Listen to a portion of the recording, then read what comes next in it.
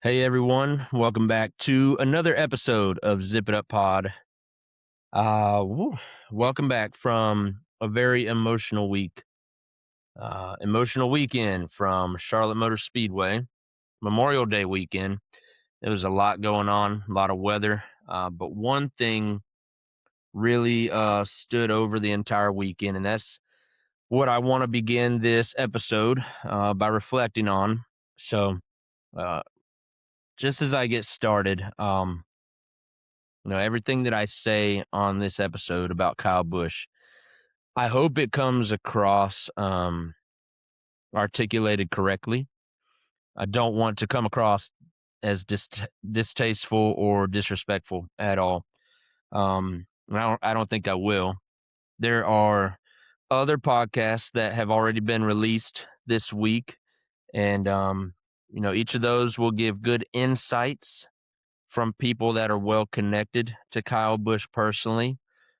So if you want to hear, personal stories, go listen to those podcasts. But I never met Kyle Busch. So everything I share during this episode is completely from a fan's perspective, and how I saw him in the public eye. So I'll first start with Thursday morning or afternoonish, when news broke that Kyle Busch was in the hospital. Right away, I had a really bad feeling after reading that tweet. The Bush family and RCR released a statement, and there were two things that struck me in that statement. Number one was the family called it a severe illness that he was hospitalized for. And then at the end of the statement, they said that they are asking for privacy and understanding. And those words specifically were very scary to me right away. Asking for privacy and understanding. That struck me, and I was texting a bunch of buddies that do follow the sport, and even some people that don't follow the sport were texting me about this news later that day. But just right away, got scared right off the bat. That was Thursday morning to noonish. And then Thursday afternoon, as we headed into evening, that's when we got the heartbreaking news of his passing, and that was just gut wrenching. Just a few hours after we learned he was in the hospital, hoping that he would be all right and pull through. But a lot of people probably didn't know, you know, to what level of severity it was. But just then, all of a sudden, he was gone, and he was taken from us way too young. So that was a really tough afternoon. Me and my family were actually leaving town that evening, and so we had a Memorial Day weekend trip planned. And so as we were driving down the road, that's when I learned that he had officially passed. And the rest of that evening, there's nothing else to do in the car but scroll, and it was incredibly difficult to scroll through. As you would see drivers' posts come through with words about Kyle and former drivers and all the team owners and all the sponsors, and it was just a lot. Social media was very heavy Thursday evening and throughout the weekend, but that first initial shock was just really difficult. I looked at my wife as we were riding along the road, and I said, "Tonight's got to be one of those nights. We're gonna have to stay off social media." But there's no avoiding it. Like, as soon as you get right back on Instagram or Facebook, you're gonna see those posts, even if it's the next day. There was just no avoiding it. But what I do want to say is that Kyle Busch and Rowdy fans are legendary within the sport of NASCAR. Um, he was a giant of the sport. That's what we've been hearing other drivers call him. He was a giant of NASCAR, truly, every sense of the word. He was a motorsports icon. He was larger than life as a wheelman. Kyle Busch is a household name, even for the casuals, people that do not watch NASCAR know the name Kyle Busch, Rowdy. Um, he was so good at being a race car driver, one of the best to ever do it. And he was really good at playing the villain role. In fact, I think every sport, every movie, every story needs a villain. You need a hero as well. You need good versus bad, bad versus good. I was listening to Dale Jr. On his podcast from earlier this week, and he was talking about Kyle Busch really didn't want fans to dislike him. And, I believe Dale Jr. is a lot closer to Kyle Busch than I ever was. Uh, but even though he might not have wanted to be disliked by fans, he was really good at it. He was so good. Like, there is a deep appreciation down in me that is going to miss him for playing that villain role. I thought he was extraordinary. People that watch movies, movie lovers, love villains. Darth Vader, one of them. Okay. Joker, another great villain. Some of the most beloved movie characters are villains, and one of the most beloved NASCAR drivers of all time was a villain. I'm going to go ahead and put this out there. This is not a knock on Kyle Busch at all. This is just me stating a fact, and it helps you understand where I'm coming from. But Kyle Busch was never my favorite driver. Even during his time with Hendrick Motorsports, I never really cared for him. There was something about him that just rubbed me wrong, and I didn't like him. And I'll share two stories so you can kind of understand to what degree I didn't like him. And these are two personal stories of me going and watching him race. The first one being the Daytona night race. And I'm thinking it was '08 or '09. I cannot remember the exact year, but coming to the line, Kyle Busch was leading and Tony Stewart was running next to him. Tony Stewart wrecked him at the line. Kyle Busch hit the wall hard, and Tony Stewart went on a win. He was in the Burger King number 14 car. Kyle Busch was in the 18. I'm pretty sure it was Interstate Batteries car because I can remember that green car hitting the wall and lifting off the ground. It's hard to smack. But that night, I never was even a Tony Stewart fan. But when he made that move, I cheered so big because I that's how much I didn't like Kyle Busch. I didn't want to see him win that race. I'd seen him win enough races, and I wanted to see someone different win. I wanted to see someone that I disliked a little less win, and that's what it took that night to get me extremely hype. I mean, that's as excited as I've been for a finish when I attended a race in person, and it was because Kyle Busch got wrecked. I just did not like him. The second memory I have is Kyle Busch winning the championship back in 2015 because that was Jeff Gordon's final full-time race. It was at Homestead, Miami Super Speedway or Speedway, whatever it is. And, of course, because this was supposed to be Jeff's final race in NASCAR, of course I was going to be there. And that's what that entire night was about. There were 4 drivers racing for a championship that night.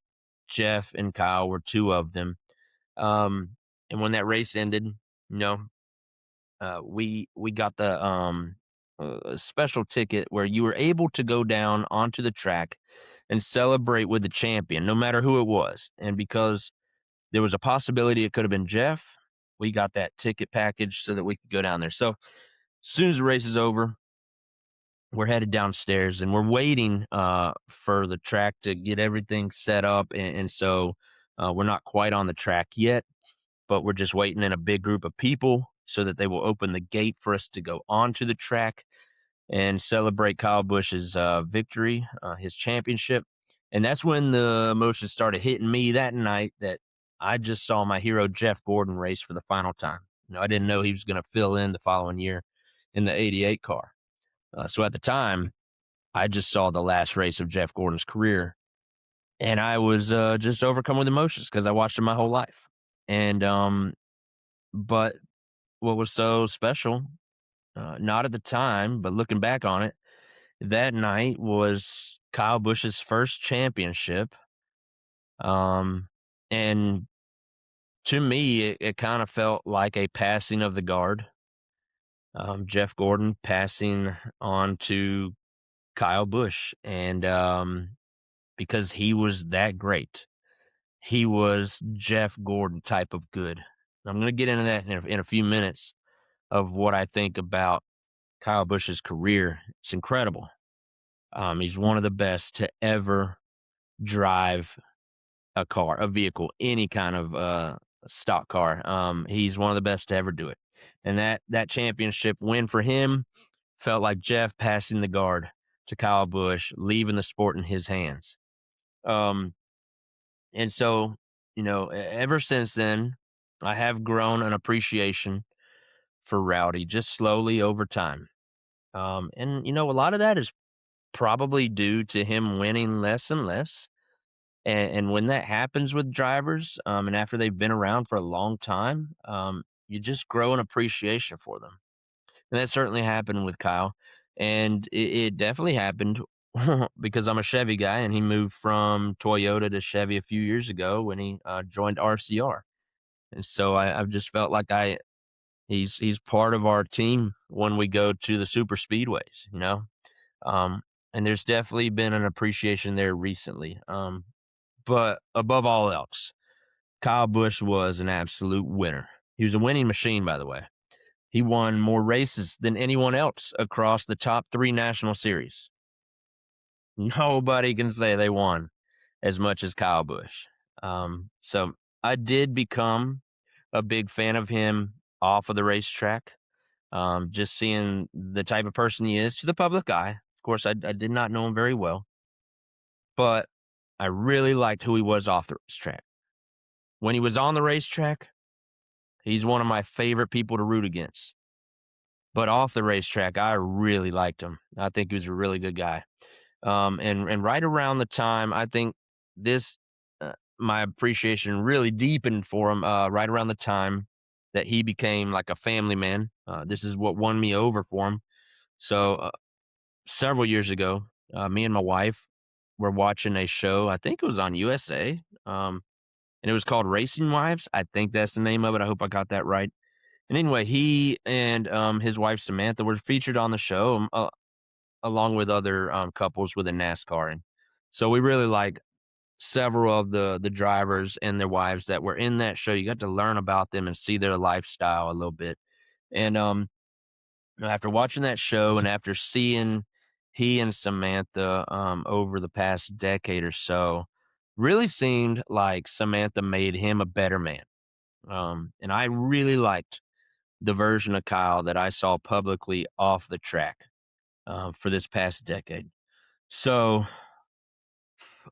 with that being said, my heart has hurt so much this weekend for Samantha, Brexton, and Lennox, because I'm a family man myself. And, my wife has actually read Samantha's book. I wish I remembered the name of it, the title of the book, but she read Samantha's book. I haven't read it yet, but she's shared with me, little bits and pieces from that book, and my wife really admires Samantha for her faith and the strength that she has shown over the years, and we all got to see that during the pre-race ceremonies on Sunday. That is a very strong woman that walked out there to the ball field down pit road in Charlotte this past weekend. Um, she had every right not to be there, and she chose to be courageous. And I think that was to honor her strong husband that she just lost. So Samantha is now a widow, and she's currently enduring her toughest days, as rough as it's been so far, and the things that she's gone through in her life. I would encourage you all to listen to her podcast or go read that book. You'll see how much strength she really has. But what she's going through right now is what I hurt the most for. And so I pray just as hard for her right now and that family. My heart also really cannot comprehend the loss for Brexton and Lennox, his kids. I cannot imagine what my reaction would be um, for my kids to just lose their father. Obviously, I wouldn't have a reaction. That was stupid to say. But looking down, I'm sure Kyle is very proud of what he has seen from his kids over these past couple days. But it's just really tough to fathom it. It's just something you can't even comprehend the hurt that they're going through right now. And I'm so sorry for them. I selfishly hope that Brexton goes on to be successful in NASCAR, but I would completely understand if he chooses a different path. If he says this racing thing ain't for me, that would be a-okay. The only thing I don't want to see is this break a young boy who now has to grow into becoming a young man with no father. He's going to have people placed in his life that will try to fill that void and try to play the role, but nothing's going to replace a father like Kyle Busch was to Brexton. We all got to see it. And, I just really pray for that little kid to grow up and be very successful. Sorry, this is a little harder than I thought it was going to be. This past week during the media availability, drivers were able to share a lot. And so one of our drivers, Chase Elliott, along with many other drivers, vowed to help Brexton as much as they can and give him the tools and resources that he needs to advance his career as a driver, if that's what he chooses. But Chase also discussed removing his name from the ballot this year for Most Popular Driver of the Year award. And so, whether he removes it or not, I personally would love to see Kyle Busch win that award for Most Popular Driver of the Year. Um, I would also love to see him get inducted into the NASCAR Hall of Fame, hopefully this year or the next time it rolls around. I would be okay with them waiving the waiting period and just automatically inducting him as a first ballot Hall of Famer. If they wanted to do that yesterday, I'd be okay with that. But I also agree with what Jeff Gluck shared on the teardown that it would be kind of cool to see him receive a 100% vote into the Hall of Fame because he would become the first to ever unanimously be selected into the NASCAR Hall of Fame if that were to happen. So, there's no doubt he's going to be in it one day. I just don't want us to wait, and I would love to see him get in right away. So, before I close this portion, I want to go over some huge numbers that Kyle Busch put up from his Hall of Fame, an iconic, legendary career for Rowdy. Kyle Busch had 63 career Cup wins. That is 9th all time. He also had 4 wins with Hendrick Motorsports, including his first career win. He won Rookie of the Year in the Cup Series back in 2005. He was a 2-time Cup champion in 2015 and 2019. He won the 2008 Southern 500. He won the Brickyard 400 in 2015 and 2019. He won the Coca-Cola 600 in 2018. He won the All-Star race in 2017. Kyle Busch had 102 career Xfinity wins. He also had 1 Xfinity championship back in 2009, and he won Rookie of the Year. Might have been the Busch Series back in 2004. And Kyle Busch had 69 truck wins in his career. That all combined for 234 wins across the 3 major series, which is the most all time. He is the only driver with more than 60 wins in each of the 3 series. And he also set the all-time Cup record with 19 consecutive wins.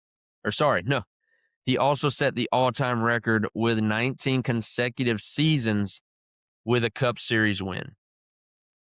Incredible numbers. Having won more than anyone else across those three top series, Kyle Busch is a GOAT.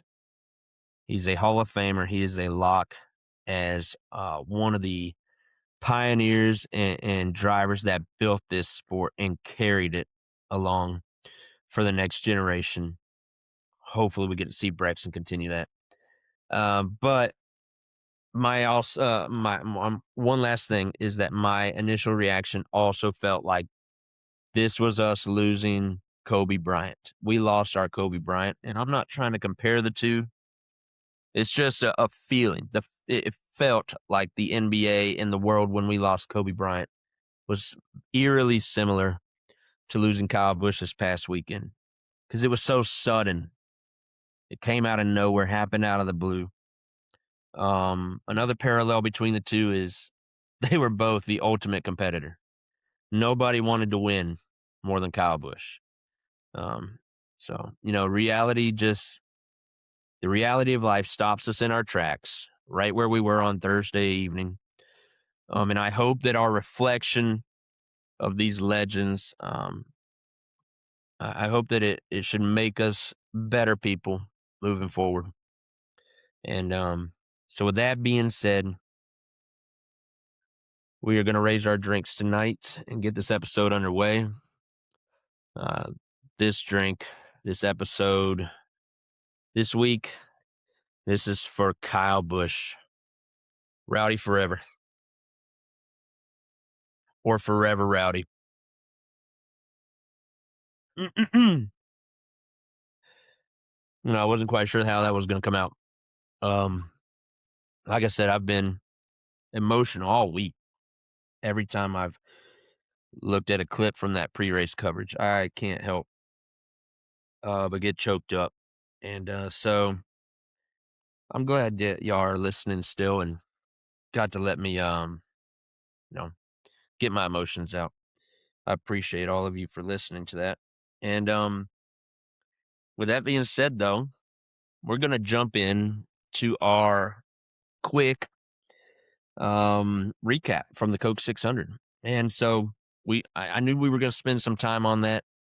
So I'm not going to have a whole lot to say about the Coke 600. I got two main takeaways, observations that are coming out of this race. And number one being that Toyota flexed on us again.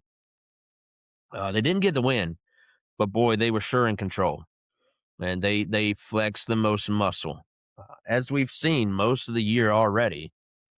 But Toyota was the manufacturer to beat. Like I said, I was on vacation, so with the weather in Charlotte being iffy all weekend, I wasn't quite sure if I should center my vacation plans around sitting down and watching this race somewhere.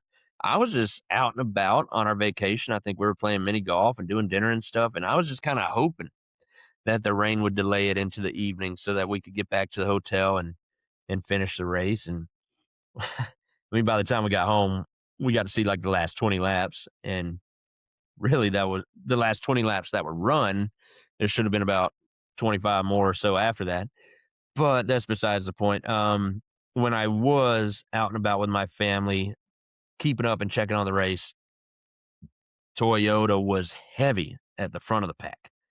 And so that just is that's keeping theme with the way that this season has gone. And Chevy and Ford really need to get their acts together and figure things out to compete with Toyota right now. Now, luckily, Chevy did end up in victory lane by a great pit call that got Daniel Suarez the victory. And so really not a whole lot to say here. Spire Motorsports is a great alliance with Hendrick Motorsports, so we are happy for them. Great to see them win and not Toyota get the win. I'm all against Toyota right now. I'm all about Chevy getting the victories. Wish it was us more. Can you believe that Spire Motorsports has the same amount of wins this season as Hendrick Motorsports? That's crazy, bro. Daniel Suarez came into this ride over the offseason, and to be honest, man, I'm thinking, as a lot of people are thinking, this is it for him. He's gonna have to, you know, put something magically together to keep his career alive. Um, this is his last chance, and boy, he has taken advantage of it, and he's been great this season. He's 10th in the points, leaving Charlotte through 13 races, and he looks like he's steady in the top 10. I could see him falling to 12th, 13th, maybe 14th. I don't see him falling out of the playoffs, though. I think he's here to stay. The 7 team is here to stay, and they're going to make the chase, I think. No, I don't think they're championship contenders, not by any means. If you look at their average running position from Charlotte, it wasn't good. It was a great pick call, and a little luck of the weather hitting when it did that got him the victory. But still, come away with a win during a season that you have been running up front and getting results. So, big credit to that team for making that happen and keeping us from celebrating another Denny Hamlin win. 'Cause nobody wants that right now. But I will say this just to kind of be funny. You know, anytime Denny or Chase has won a race this year, the other driver has ran second. So as soon as Chase wrecked and he was out early in the race, I was like, oh, Denny's not winning now. And thanks to the weather, it still holds true. All right. So, yeah, crown jewel win for Daniel Suarez. Holy crap. I'm sorry. I'm reading my notes from my phone. And when we started this pod, my dearly beloved Atlanta Braves were tied with the Red Sox 0-0. And now it's 6-0. And that score keeps going up. Boston is not done yet. So I'm going to try and pay less attention to that. But let me give you the rundown of how our Hendrick drivers did from Charlotte this past week. Kyle Larson was our best finisher, so that's who we're going to begin with. Here we go. I'm fumbling through words, as you can tell. So Larson started 18th, and he ended up winning stage 1. But then stage 2, stage 3, and stage 4, he finished 5th in all of those. So he does come away with a badly needed top 5 points day. Badly needed. It's been a while since it's been about a month since he was pretty competitive in a points race and had a good result to show for it. William Byron started 31st, and he did not score any stage points, but he finished 9th. So this looked like a case of just fighting all day to break into the top 10 at the end, which he was able to do. So that helps the points. But with there being 4 stages, you got to get some more stage points. So those stage points are now going to other drivers. And so, William has not changed at all in the point standings. We'll talk about that in a second. Alex Bowman started 29th, and he also did not score any stage points. And I don't think he got into much trouble. He just kind of survived this one and got past it with a top 20 finish. I think he finished 17th. So, yeah, just another day for the 48 car.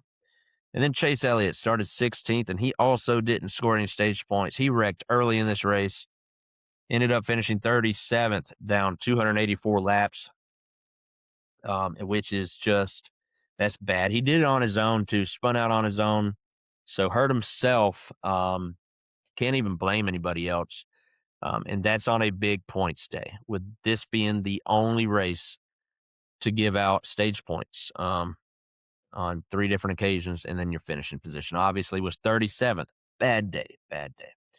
So let's look at the O'Reilly series, and then and then we'll talk trucks before I give you the driver standings. So in the O'Reilly race, Corey Day started 2nd, and then stage 1 he finished 4th. Stage 2 he finished 5th, and then he finished 5th for the race. And then in the truck race, Corey Day started on the pole, and in stage 1 he finished 7th. But then he wrecked from there, ended up finishing 35th, down 64 laps. And I saw the replay of his wreck, and there was a time where all 4 tires were off the ground. That truck lifted. So glad to see that quickly get back on the ground and him safely walk away from that one. So right now, in the Cup standings, Chase Elliott has fallen to 5th. I think Ty Gibbs passed him. That shows you the 4 stages right there, how important they are. But Chase is 5th in the points, minus 197. Kyle Larson is 6th in the points. He's minus 234. William Byron is 12th in the points. He's minus 283. And Alex Bowman has moved up to 32nd in the points, minus 473. He actually passed Connor Zilisch this past week, which no one would have ever thought going into this season that Bowman would be ahead of Zilisch in the point standings, knowing the circumstances that Bowman would have been racing with this season. So, wow. However, what we're watching there with Bowman is his distance from the 16th and final chase spot. So right now he is minus 156 to that bubble spot, which means he needs to make up 12 points per week. We are running out of weeks, running out of races, running out of time, and running out of points for Bowman. We need to see him start climbing a little bit more, okay? And then in the O'Reilly Series, Corey Day is up to 3rd in the points now. He's minus 167 to the points leader, Justin Allgaier. Ooh, excuse me. Let me get a sip of this Dr. Pepper with a shot of vanilla from Steak and Shake because the Frisco Melt is goated. All right. We are on to Nashville Super Speedway this weekend. I'm going to let you know how our drivers have fared here in the past. We haven't been racing at Nashville long, but we've been there enough times to count on one hand, so we do have some data to consider. Data or data? I feel like I've said it either way. It kind of depends on what mood I'm in. Apparently right now I'm in a data mood. It's kind of like, what's that? There's another Southern word. I can't think of it now. Dadgummit. Yeah, I'm just going to scratch that, I guess. Sorry. Thanks for sticking with me. We'll continue with our data. Kyle Larson has 5 starts at Nashville, and that includes no poles, but he does have 1 win, 3 top 5s, 5 top 10s. He's never finished outside the top 10 here. He's led 264 laps, and his average finishes at 5.2. Chase Elliott has 5 starts in Nashville, and that includes no poles, but he's got 1 win. He also has 2 top 5s, 2 top 10s. He's led 56 laps here, and his average finish is 15.4. William Byron has 5 starts at Nashville. Now, that includes no poles, no wins, 2 top 5s, 3 top 10s. He's only led 6 laps, and his average finish is 13.6. And then Alex Bowman has no poles and no wins. He also doesn't have any top 5s or a top 10. He's led 9 laps here, but his average finish is 23.4. Hoping we can maybe get a top 10 from him finally this week. All right, so I was looking at the betting lines earlier on the Hard Rock betting app, and so I will share some of those odds that we should consider when making our predictions this weekend, beginning with the favorite to win the race, again, is Denny Hamlin. He is plus 450. Now, Kyle Larson is plus 800. William Byron is plus 1,400. Chase Elliott is plus 1,600. And Alex Bowman is plus 5,000. And then the notables, Ryan Blaney is plus 600 to win. He is the highest Ford in the field. Tyler Reddick is plus 700 to win. You know, he's got those 5 wins this season. And then Daniel Suarez, who just won this past week, is plus 7,500 to win at Nashville. In the O'Reilly race, the favorite to win the race is Justin Allgaier at plus 400. No, sorry, he is not the favorite. Kyle Larson, our guy, is the favorite. He's plus 130, and then Allgaier is plus 400. And then third highest odds is Corey Day at plus 800 to win the O'Reilly race in Nashville. All right. With that being said, time to make our predictions for the Cup race on Sunday evening. I'm going to give you 3 picks. I got a Hendrick winner, a non-Hendrick winner, and a long shot. And I will start with the Hendrick winner. I am going to go Chase Elliott still. I'm sticking with him. I do think Larson will be a great threat this week, and it would not surprise me to see him get back in victory lane. And I would love to see it. It's been way too long since we've seen it. But just feels like the winning momentum is in Chase Elliott's corner. So hopefully we can knock some of that bad mojo off our back from this past week. I like what Chase has done in the past at Nashville. So hopefully he can close the deal this weekend. My non-Hendrick pick, it would make sense to go Hamlin, but I picked him and Chase last week, so I'm gonna, differentiate between tracks here, and I will go with Tyler Reddick. Like I said, he's got the 5 wins. This will be a track that is kind to him. He's going to be tough to beat. Tyler Reddick will be my non-Hendrick pick, and then my long shot. I don't know why, but I'm going to go with Ross Chastain. I'm pretty sure he's won here recently, or at least in the few times that we've been to Nashville. Just feels like he could get back on track soon. And so yeah, I don't quite know why I'm picking Ross. But there's something deep inside of me telling me to. So that's what I'm going to go with. It doesn't mean you have to pick them. Y'all pick who you want to win this race. Cheer on who you want.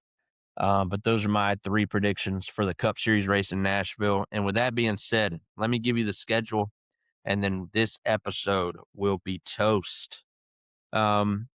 So the weekend begins with the Truck Series on Friday night at 8 o'clock. That race will be on FS1. The O'Reilly race will be on Saturday at 7:30 on the CW.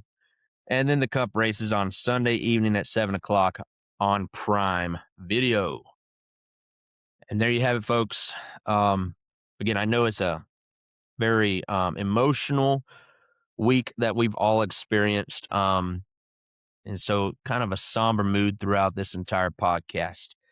But it's just really hard to lift our spirits after what we've experienced this past weekend. So, I hope each of us do reflect on what Kyle has meant to the sport, because he has meant a great deal to the sport. I think NASCAR is sorely going to miss Kyle Busch, but also let's use that as fuel to pick up his family and lift them up in prayer and support Samantha, Brexton, and Lennox, and even Kurt and Kyle's parents. There's a great deal of loss going throughout that entire garage right now that I don't think has been felt since the passing of Dale Earnhardt. But there's something about when we lose these legends, it just hurts. It stings and it's painful. And this one hurts just a little bit more than it ever has. I've stated before, I'm a Jeff Gordon fan. I'm a Hendrick Motorsports guy. I have been able to see a lot of their careers, but I don't remember the beginning of Jeff Gordon's career. I was born right around the time he started racing. So by the time I started following NASCAR and pulling for Jeff Gordon, he was in his prime. But I got to see all of Kyle Busch's career. And although I was never a fan, I'm so greatly appreciative that I was able to witness his entire career. And it ended way too soon. His life ended way too soon. We lost a great one way too early. But I'm glad I got to see it. I'm glad I got to witness it. Glad that we all got to witness greatness. And we are gonna miss Kyle Busch forever.